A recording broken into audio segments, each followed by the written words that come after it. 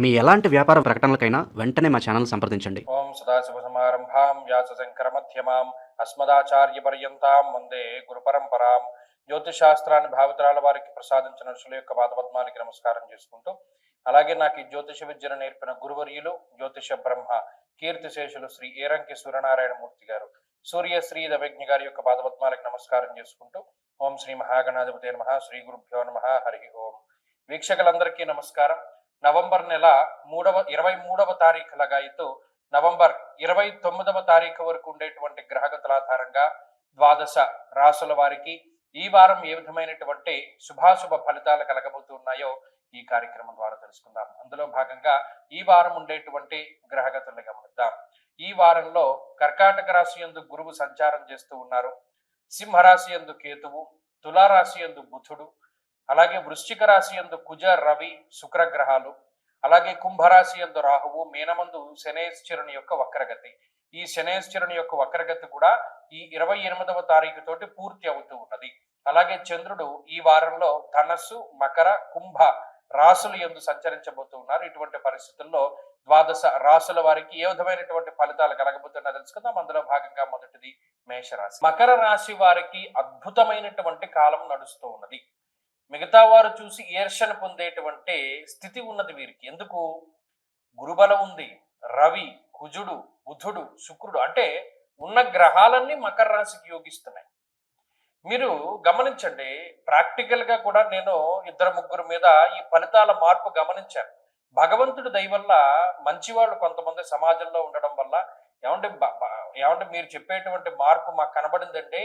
మకర రాశి వాళ్ళం మేము, మీరు గత 3 వారాలుగా బాగుందని చెప్తున్నారు, మాకు ఉద్యోగం వచ్చింది, లేదా మాకు సంతానం కలిగింది, లేకపోతే మేము ఇంటర్వ్యూలో సెలెక్ట్ అయ్యాము, లేకపోతే ప్రమోషన్ వచ్చింది అనేటువంటి మాటలు ప్రత్యేకించి నాకు వినపడ్డాయి. అక్టోబర్ 16వ తారీఖు దాటిన తర్వాత ఈ పరిస్థితి కొంత బాగున్నది ఎవరికి? మకర రాశి వారికి. ఎందుకు?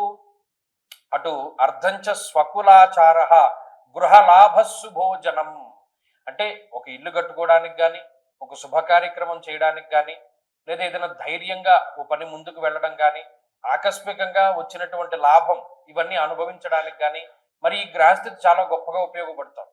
అందువల్ల మకర రాశి వారి యొక్క సమయం చాలా బాగున్నది. ఈ వారంలో అయితే శనేశ్వరుని యొక్క బలం కూడా పెరుగుతుంది. తృతీయ మందు మొన్నటి వరకు వక్రించిన శనేశ్వరుడు ఈ వారం చివరి నుండి రుజు మార్గంలో వెళుతున్నారు. శనేశ్వరుడు తృతీయ స్థానంలో కూడా చాలా అద్భుతమైనటువంటి శుభ ఫలితాలను ఇస్తారు. స్వస్థాన ప్రాప్తి ఆరోగ్య అన్నారు. అంటే సొంత ప్రాంతాల్లో ఇల్లు కట్టుకోవాలి, పుట్టిన ఊర్లలో మనం చక్కగా ఆనందంగా ఉండాలి అనేటువంటి ఆలోచన కలిగినటువంటి వాళ్ళందరికీ కూడా ఈ గ్రహస్థితి సహకరిస్తుంది. అలాగే పై అధికారులతోటి సఖ్యత, ఉద్యోగమందు ఉన్నతమైనటువంటి స్థితి, ఆరోగ్యం సహకరిస్తూ ఉండడం ఇత్యాది అంశాలు. గతంలో ఏమంటే ఈ కాలు నొప్పికి పలానా ఆపరేషన్ చేద్దాం అనుకున్నారు, కానీ ఇప్పుడు అక్కర్లేదంటే మందులతో తగ్గిపోయింది. దానికి కారణం ఈ గ్రహస్థితి. ఇలాంటి అనేకమైనటువంటి మెరాకిల్స్ జరుగుతాయి మకర రాశి వారికి. అది మనం గత అక్టోబర్ 16 నుండి చూస్తున్నాం. ఇది క్రమేపీ అలాగే కొనసాగుతుంది. కాబట్టి ఈ వారంలో కూడా ఆ ప్రభావం ఏమున్నది. మకర రాశి వారు ఈ వారంలో మంచి ఫలితాలు ఉంటాయి. మరిన్ని శుభ ఫలితాల కోసమై ఈ రాశి వారు ప్రత్యేకించి ఎక్కువగా జనార్దనుని యొక్క ఆరాధన, ఎక్కువ విష్ణు సహస్రనామ స్తోత్రాన్ని పారాయణ చేయడం, సుదర్శన మంత్రం ఉంటుంది, నమో కృష్ణాయ గోవిందాయ గోపీ జనవల్లభాయ అని. ఆ సుదర్శన మంత్రాన్ని చక్కగా చదువుకుంటూ ఉండడం మంచి ఫలితాలకు దారితీస్తుంది. ఈ వారంలో కలిసి వచ్చేటువంటి రోజు ఆదివారంగా చెప్పవచ్చును. అదృష్ట సంఖ్య 2, అదృష్ట వర్ణము తెలుపు.